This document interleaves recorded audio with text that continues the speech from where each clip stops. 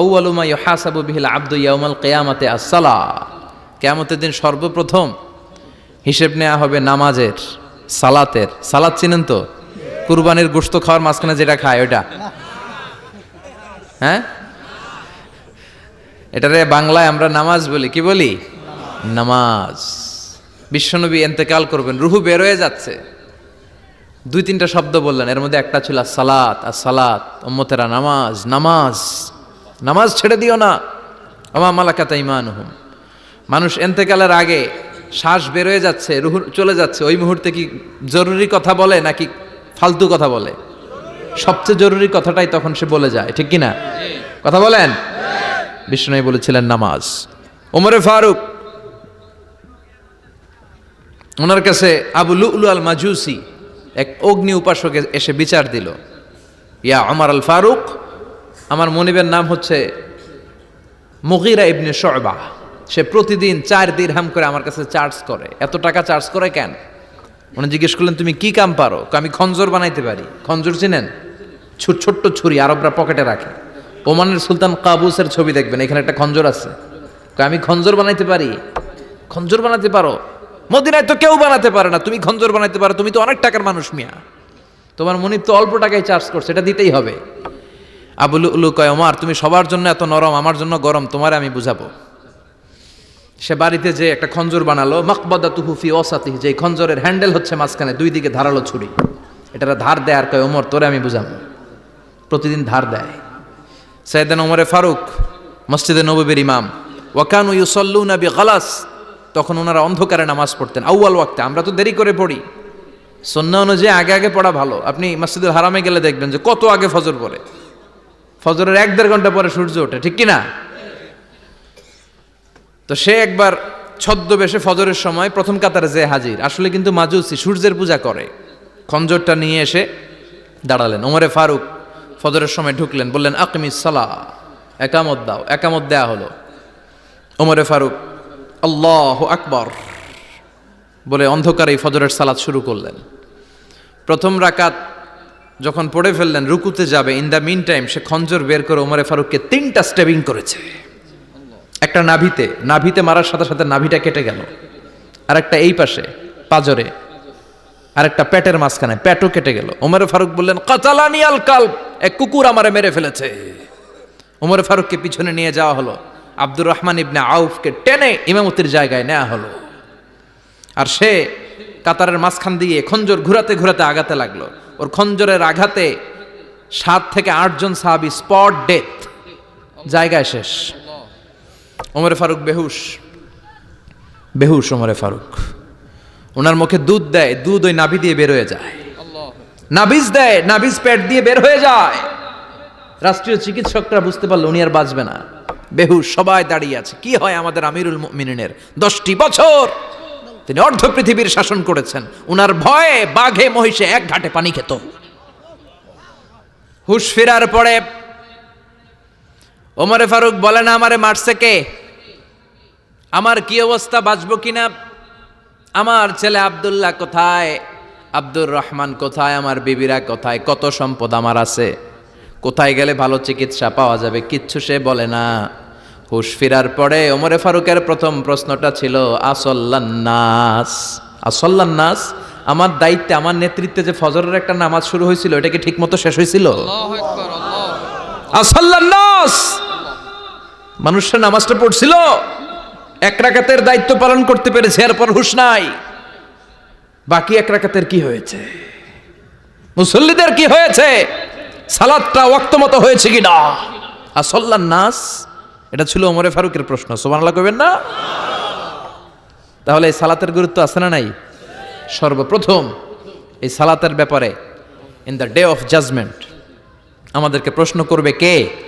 সালাতে কায়েম করো, সালাতে কায়েম করো, হবে সম্মানী তুমি, হবে জান্নাতি তুমি, হবে সম্মানী তুমি, হবে জান্নাতি তুমি, দিবে কাল হাসরে শীতল ছায়া আরশে আজিম, রব্বিয়াল আলা রব্বিয়াল আযীম, রব্বিয়াল আলা রব্বিয়াল আযীম। সুবহানাল্লাহ পড়েন। এজন্য নামাজ নামাজ, এই নামাজ যাতে মিস হয়ে না যায়। সব মিস হতে পারে, নামাজ মিস হতে পারে না। আল্লাহ তুমি বুঝার তৌফিক দান করো। পাপ নাই, গুনাহ করি নাই, এরকম কেউ আছি? কথা বলেন। কত পাপ করছি কোনো হিসাব আছে? পৃথিবীর কেউ না জানলেও জানে কে? পৃথিবী না জানুক আমি তো জানি, আমি কি পাপ করেছি হায়। আমার পাপের করলে বিচার, বাঁচার আমার নাই উপায়। দয়াময় প্রভু মাফ করো আমায়, মাফ করো আমায়। পড়েন আমিন। আমাদের পাপগুলো ক্ষমা করে কে? চিল্লায় বলেন কে? আল্লাহ ডেকে বলে, গোলাম আমি হলাম গাফিরুয যামব কাবিলুত তাওব। আমার কাজ হলো ক্ষমা করা, আমার কাজ হলো তওবা কবুল করা। শয়তানের কাজ হলো ওয়াসওয়াসা দেওয়া, আমাদেরকে ভুল পথে নিয়ে যাওয়া। আর আমাদের কাজ হলো ভুল করে ফেলা, আল্লাহর কাজ হলো ভুলগুলো মাফ করে দেয়া। আল্লাহ ডেকে বলে, গোলাম তোরা যদি ভুল না করতি, তোরা যদি পাপ না করতি, তোরা যদি অন্যায় না করতি, তোদেরকে ধ্বংস করে দিয়ে এমন একটা জাতি আমি এই দুনিয়ার বুকে তৈরি করতাম যারা সকালবেলা ভুল করে দুপুরে মাফ চাইতো, দুপুরে ভুল করে রাত্রে মাফ চাইতো, আজকে ভুল করে আগামীকাল মাফ চাইতো। আর আমি আল্লাহ গুনাহগুলো তাদের সব ক্ষমা করে দিতাম। ক্ষমা করে দিতে আল্লাহর বড্ড ভালো লাগে। বান্দা আল্লাহর কাছে বারবার চাক, চোখের পানি ছাড়ুক, এটা আল্লাহ পছন্দ করে। চোখের পানির যে কত পাওয়ার আপনি কল্পনাই করতে পারবেন না।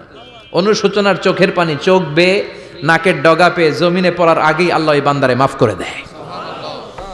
বিশ্বনবী ডেকে বলে, ও আমার উম্মতেরা শোনো, আল্লাহর কাছে দুনিয়ার মানুষদের দুই ফোঁটা পানি সবচেয়ে প্রিয়। এক হলো জিহাদের ময়দানে রক্তের ফোঁটা, দুই হলো অনুতপ্ত বান্দার চোখের পানির ফোঁটা। কত ভুল আপনি করেছেন, কত অন্যায় আপনি করেছেন, কত পাপ আপনার হয়েছে, কত মিথ্যা আপনি বলেছেন, কয় ওয়াক্ত নামাজ ছেড়েছেন, কয় লাখ টাকা ঘুষ খেয়েছেন, কত যৌতুক আপনি খেয়েছেন, কত মিথ্যা আপনি বলেছেন। আপনার পাপ যত বড় হোক, যত বিশাল হোক, যত বেশি হোক, আল্লাহর দয়ার পরিসীমা তার চাইতেও বড়। আপনার পাপ, আপনার অন্যায়, আপনার জুলুমগুলো যদি হয় খালের পানির সমান, বিলের পানির সমান, আল্লাহর দয়া সাগরের পানির সমান। আপনার পাপ যদি হয় সাগরের পানির সমান, আল্লাহর দয়া মহাসাগরের পানির সমান। আপনার পাপ আর অন্যায় যদি হয় পাহাড়ের সমান, আল্লাহর দয়া আকাশের সমান। আপনার পাপ যদি হয় আকাশের সমান, আল্লাহর দয়া আরশের সমান। এজন্য আল্লাহ বললেন, ইয়া আইয়ুহাল্লাযীনা আমানু তুবু ইলাল্লাহি তাওবাতান নাসুহা। ও আমার গোলাম, তুই তোর নিজেরে যত বেশি ভালোবাসিস তার চেয়েও আমি তোরে বেশি ভালোবাসি। তোর বাবা মা তোরে যত বেশি ভালোবাসে তার চেয়েও আমাদেরকে বেশি ভালোবাসে কে? আল্লাহ বললেন, ভালোবাসারে তৈরি করার পরে আমি 100 টুকরা করলাম। চিল্লায় বলেন কয় টুকরা? 99 টুকরা ভালোবাসা আমি আল্লাহ নিজের মধ্যে রেখে দিলাম। 1 টুকরা ভালোবাসা গোটা বিশ্বের সবার মধ্যে আমি ভাগ করে দিলাম। 1 টুকরা ভালোবাসা পেয়ে আমাদের অবস্থা দেখছেন? আল্লাহ যদি 1 টুকরা না দিয়ে আমগরে 30 টুকরা দিত, কথা কন, 1 টুকরা না দিয়ে 80 টুকরা দিলে কি হইতো? এজন্য আল্লাহ ডেকে বললেন, গোলাম আমি যে তোদের কত ভালোবাসি তোর ধারণা নাই। চোখের পানি ছাড়, গুনার কথা স্মরণ কর, তওবা কর। তওবার মতো তওবা করলে সব গুনাহ মাফ করে দিতে পারে কে? আল্লাহ। বিশ্বনবী বলে, আমার কোনো গুনাহ নাই, তারপরেও প্রতিদিন 70 বারেরও বেশি আমি তওবা করি। আল্লাহে ইন্নী আস্তাগফিরুল্লাহ ওয়া আতুবু ইলাইহি আকসার মিন 70 মাররা। Could you imagine that? কল্পনা করছেন কোনোদিন যে নবীর গুনাহ নাই, ওই নবী তওবা পড়ে প্রতিদিন 70 বার, আকসার 70 বারেরও বেশি। আমার পড়া দরকার কয়বার? আপনার পড়া দরকার কয়বার? বিশ্বনবী 70 বারের বেশি বললে আমাদের পড়া দরকার কয়বার? আর আমরা প্রতিদিন পড়ি কয়বার? কথা কন। আমাদের ভুল হবে, ভুল হতে সমস্যা নাই, ভুল হওয়াই মানুষের স্বভাব, কিন্তু ভুল হওয়ার পরে ভুলের উপর অটল থাকা যাবে না। শয়তান আর মানুষের মধ্যে এই মৌলিক পার্থক্য। শয়তান ভুল করে ভুলের উপরই আছে, ঠিক কি না? ক্ষমা চায় নাই, কিন্তু আমরা সকালে ভুল করলে দুপুরে মাপ চাই কার কাছে?